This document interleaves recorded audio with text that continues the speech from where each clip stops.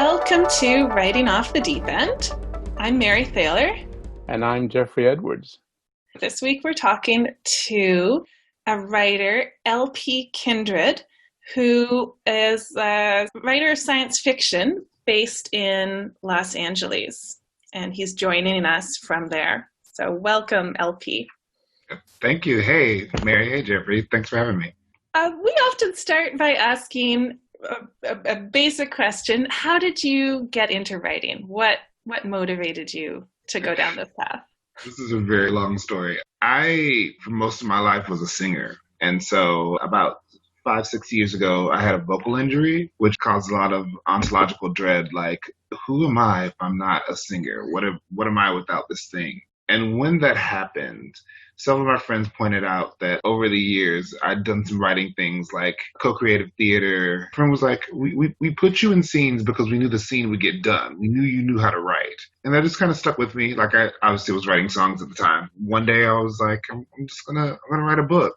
And then I started working on short story, partly because I enjoy the form and partly because it's a great classroom. Seems that has been a good place for me to hone my craft. Songwriting, I imagine, is this very compressed form.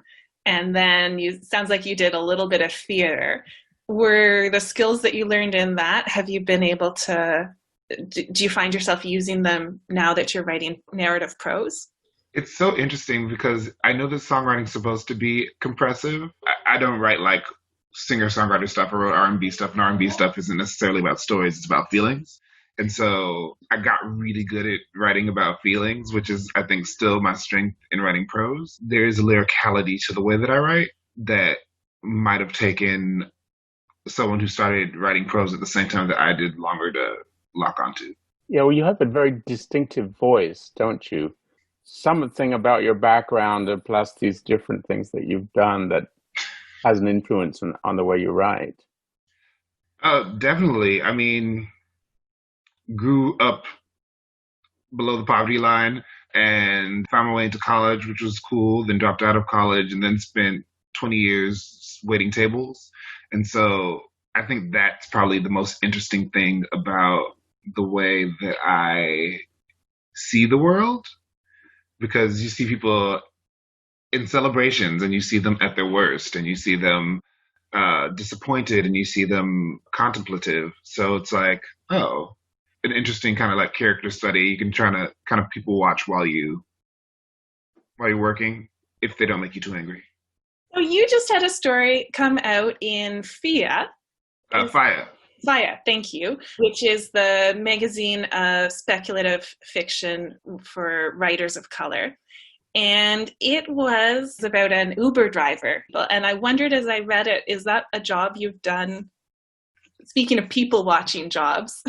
No, well, just a quick shout out for FIA because I love those guys. It's a speculative fiction magazine for Black writers to do their strangest, blackest, hardest to place things because people don't always get cultural context. And I love those guys. And if everyone feels like going out to grab an issue, they're all out there. And I'm in issue 14. Hey.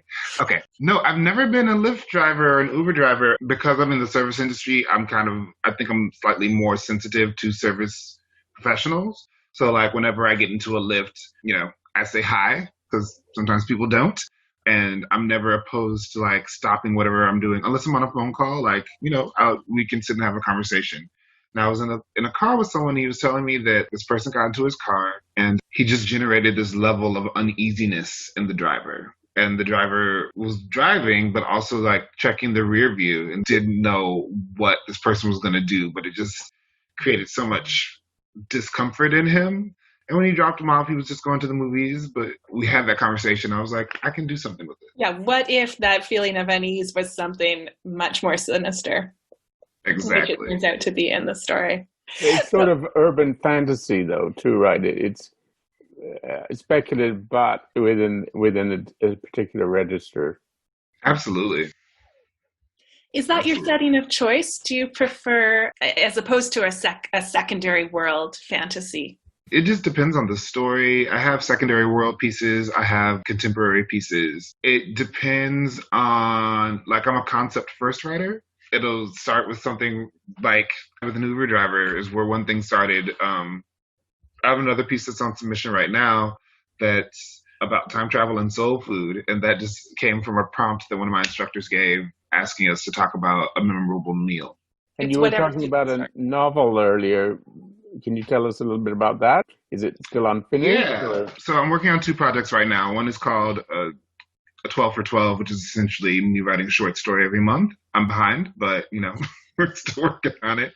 And then I'm working on a novel project that is tentatively called The Fortunate. It is about a Black family from inner city Chicago who, while trying to go on a trip, find themselves in a first encounter experience. And it's written from several points of view, and we get to see how this experience changes their lives over time. I wanted to explore the effects of generational trauma and generational poverty, but I also wanted to explore the transformative power of power. Sometimes it's like physical power, and sometimes it's financial power, how these things can kind of change the trajectory of a person, but also a family, a lineage, a heredity, a legend. The legacy. Legacy, that's what I'm trying to get to, legacy. So what's the process like for you of writing? Like from the moment you get your idea and start jotting things down, what does that look like? That particular process was around putting things together and taking things apart. Like the initial, smallest, original first version of it was an idea about what would a Black Fantastic Four look like. And so I spent time looking at different pastiches of the Fantastic Four or corollaries like the Challenges of the Unknown or the First Family in Astro City, and just thinking about what it is. And what I saw over and over again were people trapped by circumstance, and I also saw families, and I decided to go the family route. But I sat with it for several years with lists. I have an old document with the original version, which looks a lot more like the Fantastic Four. Over time, I just started to kind of put things together and let it expand over time. And then I was like, I don't know how I would do this as a novel. And then I read a great book a few years back called The Fifth Season by N.K. Jemisin. And it has multiple protagonists. And I was like, oh, wait, I might be able to make this work. You seem to be drawn to speculative fiction and fantasy, I guess, than sort of contemporary fiction. Realist fiction? Yeah. Yes, absolutely. Obviously, there's a place for realist fiction, and I enjoy realist fiction as well. I read mostly speculative. I learned to read by reading comic books. So it's kind of a touchstone for me in a lot of ways. Having said that, I read nonfiction, I read contemporary realist fiction, but I am kind of like this loud and strange speculative fiction advocate. So what are some of the things you've learned as a writer in the time that you've been writing? I think one of the first things that I learned, and by first thing, it took me a couple of years to figure it out, that writing a novel is a Herculean task, as you can both attest. And some people do start with novels, but if you're struggling, like really, really struggling, it might also be worthwhile to take a step back and think about, okay, there are shorter forms, there are novellas, there are novelettes, there are short stories, there are flash fictions. And each of those is a valid format for creation. So if you can build the skills in some of the smaller formats, the global on a 8,000 word short story is significantly more manageable than the global on an 80,000 word novel. So that's one thing. The other, I think, is it's again that community piece where like you have to share your work with other people to learn what your writing superpowers are and what your writing kryptonites are. Here's a question. What are your hopes for what your writing will create and evoke in your readers?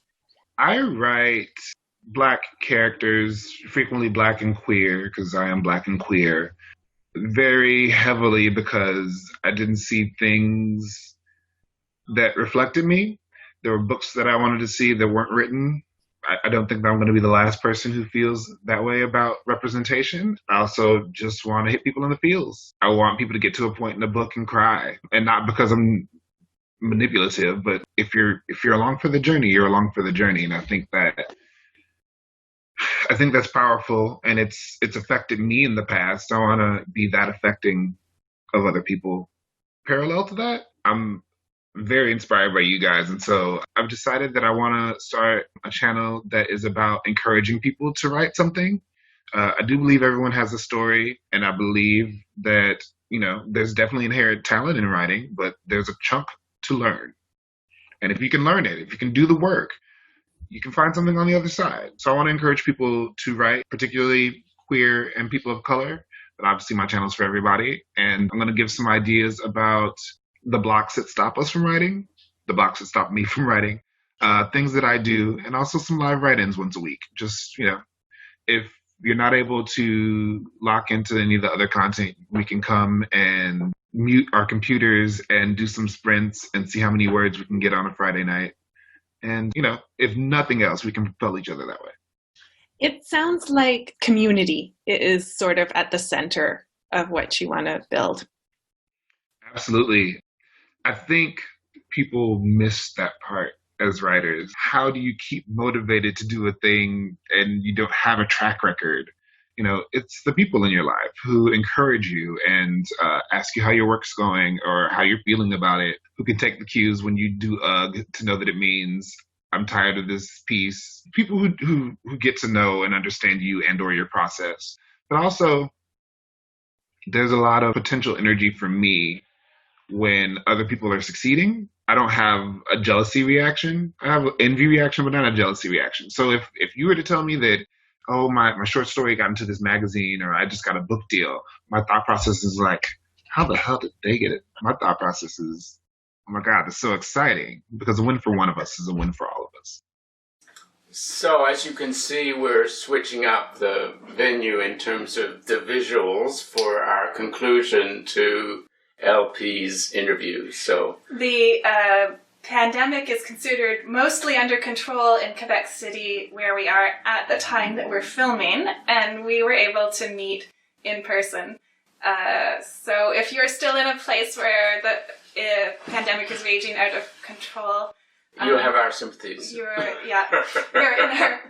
in our thoughts. So the next time we're going to do an episode on flash fiction. Right. Writing very, very short, which is one of the big challenges for a writers who have a lot to say. And so I recently did an exercise in flash fiction for Clarion West workshop, and Mary has some experience, I guess, with it. If you're interested, tune in and don't forget to subscribe. And thanks so much for watching. See you next time. Bye-bye.